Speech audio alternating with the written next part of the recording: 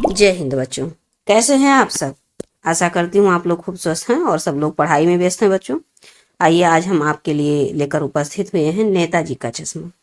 नेताजी का चश्मा और उनसे संबंधित जो जीवन परिचय है, जो लेखक हैं, उनको उन सबको हमने पढ़ा दिया है बच्चों पिछले क्लासेज में। और प्ले लिस्ट में सारी चीज़ें इकट्ठा हैं, आप जाके देखिए, प्ले लिस्ट डाउनलोड कर लीजिए और सारी चीज़ों को एक एक करके देख लीजिए। आज हम नेताजी का चश्मा से संबंधित प्रश्नोत्तर को हल करेंगे। एनसीईआरटी जो सोल्यूशन है हमारा, और परीक्षा में यहीं से प्रश्न मैक्सिमम आते हैं। तो चलिए बच्चों आगे बढ़ें। इससे पहले आपसे छोटी सी निवेदन, चैनल को आप सब्सक्राइब करें और वीडियो को लाइक भी किया करें और अपने फ्रेंड सर्कल में इसे मैक्सिमम शेयर करने का पूरा प्रयास करें बच्चों। चलिए प्रश्न पर हम लोग आगे बढ़ें। सेनानी ना होते हुए भी चश्मे वाले को लोग कैप्टन क्यों कहते थे? इस प्रकार से क्वेश्चन आएगा। तो चश्मे वाला एक बूढ़ा मरियल सा लंगड़ा आदमी था। सेनानी ना होते हुए भी लोग उसे कैप्टन इसलिए कहते थे क्योंकि उसके अंदर देशभक्ति की भावना कूट कूट कर भरी हुई थी। देश के प्रति त्याग व समर्पण की भावना उसके हृदय में किसी भी सेनानी या फौजी से कम नहीं थी। उसकी इसी देशभक्ति के कारण लोग उसे कैप्टन कहा करते थे। अब देखिए बच्चों क्वेश्चन नंबर 2 पे देखते हैं। हालदार साहब ने ड्राइवर को पहले चौराहे पर गाड़ी रोकने के लिए मना किया था, लेकिन बाद में तुरंत रोकने को कहा। अब इसमें 2-3 टाइप से ऐसे बच्चों देखिए। हालदार साहब पहले मायूस क्यों हो गए? मूर्ति पर सरकंडे का चश्मा क्या उम्मीद जगाता है? हालदार साहब इतनी सी बात पर भावुक क्यों हो गए? तो ये रहा आपका 3 क्वेश्चन, का, खा, गा और करके। तो अब सब ये तीनों क्वेश्चन के आंसर देख लीजिए बच्चों। हालदार साहब पहला क्या था? हालदार साहब पहले मायूस क्यों हो गए थे? तो देखिए बच्चों, हालदार साहब पहले ये देखकर मायूस हो गए थे कि कस्बे के चौराहे पर सुभाष चंद्र बोस की प्रतिमा तो अवश्य थी, पर उनकी आंखों पर चश्मा नहीं लगा था। दूसरा क्वेश्चन आप देखिए बच्चों, खा नंबर, मूर्ति पर सरकंडे का चश्मा क्या उम्मीद दिलाता है? बताइए। तो मूर्ति पर सरकंडे का चश्मा यह उम्मीद जगाता है कि लोगों की देशभक्ति की भावना अभी मरी नहीं है। भावी पीढ़ी अर्थात आने वाली पीढ़ी अभी भी इस धरोहर को संभाले हुए है। भावी मतलब भविष्य, आने वाली। क्वेश्चन नंबर गा देखिए बच्चों, हालदार साहब इतनी सी बात पर भावुक क्यों हो उठे? नेताजी की मूर्ति की आंखों पर सरकंडे से बना छोटा सा चश्मा देखकर हालदार साहब भावुक हो गए। उन्हें यह विश्वास हो गया कि देशभक्ति की भावना भावी पीढ़ी अर्थात आने वाली पीढ़ी के मन में भी पूरी तरह भरी हुई है। क्वेश्चन नंबर 3 पे चलिए बच्चों, स्पष्ट कीजिए, क्या आशय स्पष्ट कीजिए। क्या बार बार सोचते क्या होगा उस कौम का जो अपने देश की खातिर घर गृहस्थी, जवानी, जिंदगी सब कुछ छोड़ देने वालों पर भी हंसती है और अपने लिए बिकने के मौके ढूंढती है। ये इसका आंसर देखिए बच्चों, ये कथन हालदार साहब का है। हालदार साहब को जब पान वाले से कैप्टन की मृत्यु का पता चलता है, तब वो बार बार यही सोचते रहे कि उस कौम का भविष्य कैसा होगा जो उन लोगों की हंसी उड़ाती है, जिन्होंने अपने देश के लिए घर गृहस्थी अर्थात अपना सर्वस्व त्याग कर दिया। साथ ही वह ऐसे अवसर तलाशते रहते हैं जिससे उसके स्वार्थ की पूर्ति हो सके, चाहे इसके लिए उन्हें अपनी नैतिकता को भी त्यागना क्यों ना पड़े। अब देखिए बच्चों क्वेश्चन नंबर 4 पे, पान वाले का एक रेखा चित्र प्रस्तुत कीजिए। रेखा चित्र छोटी सी उसके बारे में बताएं, पान वाले के बारे में थोड़ी सी उसकी पहचान दें। तो बच्चों, पान वाला एक मोटा, काला, खुदमिजाज, लाल काली बत्ती सी और मोटी तोंद वाला, हर वक्त पान चबाने वाला तथा दूसरों पर फबतियां अर्थात व्यंग कसने वाला व्यक्ति था। बस इतना, यही रेखा चित्र अर्थात बच्चों एकदम सटीक सी जानकारी छोटे शब्दों में, कम शब्दों में दे देना। देखिए बच्चों 5वां क्वेश्चन, वो लंगड़ा क्या जाएगा फौज में? पागल है। पागल कैप्टन के प्रति पान वाले की इस टिप्पणी पर अपनी प्रतिक्रिया लिखिए। आप क्या कहते हैं कि जो पान वाले ने कैप्टन के बारे में ऐसे शब्द बोले तो आपके क्या विचार हैं, आप क्या कह सकते हैं? तो देखिए बच्चों, आपके क्या विचार हो सकते हैं।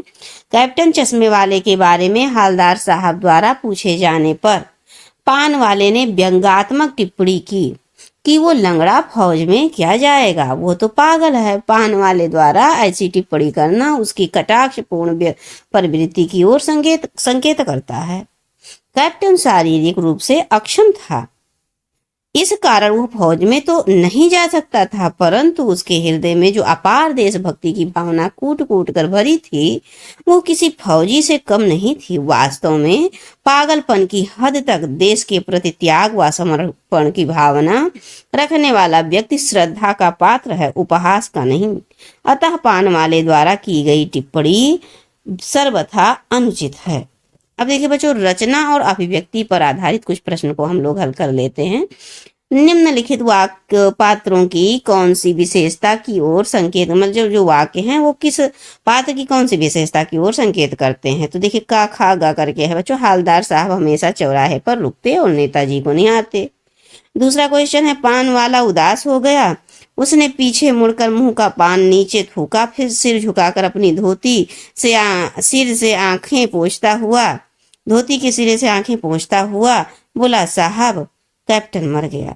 कैप्टन बार बार मूर्ति पर चश्मा लगा देता था। तो इस पर देखिए बच्चों, कहा है नेताजी सुभाष चंद्र बोस के प्रति श्रद्धा की भावना के कारण क्या होता था, हवलदार साहब चौराहे पर रुक जाते थे। दूसरा, कैप्टन के प्रति सच्ची सहानुभूति। क्वेश्चन देखिए, पान वाला ऐसा मतलब जो देखा आपने कि उदास हो गया और कि साहब कैप्टन के पूछने पर, मतलब हवलदार साहब के पूछने पर कि कैप्टन मर गया, तो कैप्टन के प्रति सच्ची सहानुभूति दिखाता है किसका, पान वाले का। और देशभक्ति की भावना जो तीसरा है, कैप्टन बार बार मूर्ति पर चश्मा लगा देता था, क्यों? क्योंकि उसके अंदर देशभक्ति थी। क्वेश्चन नंबर 7 को देखिए बच्चों, जब तक हवलदार साहब ने कैप्टन को साक्षात देखा नहीं था तब तक उनके मानस पटल पर उसका कौन सा चित्र रहा होगा, अपनी कल्पना से लिखिए।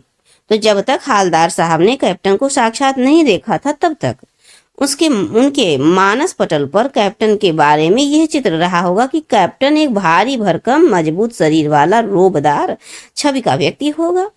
वो फौजी वेश में रहता होगा, उसकी आवाज में भी बड़ी रोबदार होगी। दूसरों को देशभक्ति की सीख देने वाला कैप्टन नेताजी का साथी रहा होगा, यही उसके दिमाग में रहा होगा बात। क्वेश्चन नंबर 8 पे देखिए बच्चों, कस्बों, शहरों, महानगरों के चौराहे पर किसी न किसी क्षेत्र के प्रसिद्ध व्यक्ति की मूर्ति लगाने का प्रचलन सा हो गया है। अब देखिए बच्चों, इस तरह की मूर्ति लगाने के क्या उद्देश्य हो सकते हैं? पहला क्वेश्चन। दूसरा क्वेश्चन, आप अपने इलाके के चौराहे पर किस व्यक्ति की मूर्ति स्थापित करवाना चाहेंगे और क्यों? उस मूर्ति के प्रति आपके एवं दूसरे लोगों के क्या उत्तरदायित्व होने चाहिए? तो इस तरह की मूर्ति लगाने का मुख्य उद्देश्य यह होता है कि उस महान व्यक्ति की स्मृति हमारे हृदय में बनी रहे और हम उससे प्रेरणा प्राप्त करते रहें।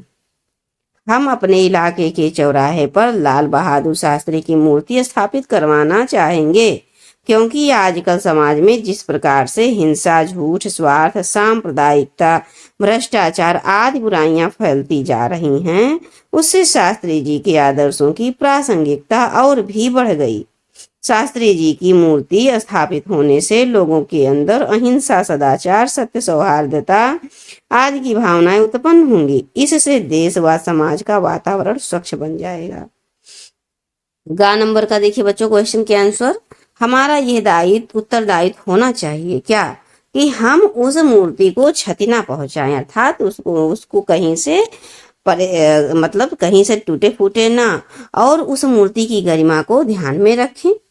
हम उस महापुरुष के आदर्शों पर स्वयं भी चलें और दूसरों को भी चलने के लिए प्रेरित करें। क्वेश्चन नंबर 9 को देखिए, थोड़ा सा बड़ा क्वेश्चन है बच्चों, लेकिन इसको समझ लीजिए एक बार। सीमा पर तैनात फौजी ही देश प्रेम का परिचय नहीं देते। इनका कहने का मतलब है कि जो सीमा पर तैनात होते हैं फौजी, केवल वही नहीं देश प्रेम का परिचय देते हैं।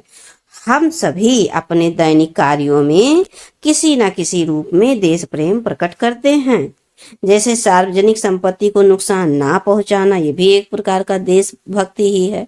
पर्यावरण संरक्षण करना आदि, ये सब देशभक्ति का पहचान है।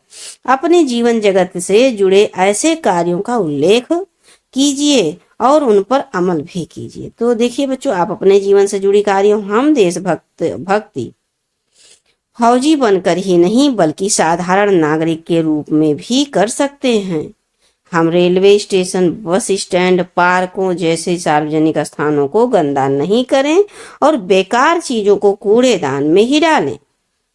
हम हरे पेड़ों को ना काटें तथा स्वयं वृक्षारोपण करें और दूसरों को भी इसके लिए प्रेरित करें।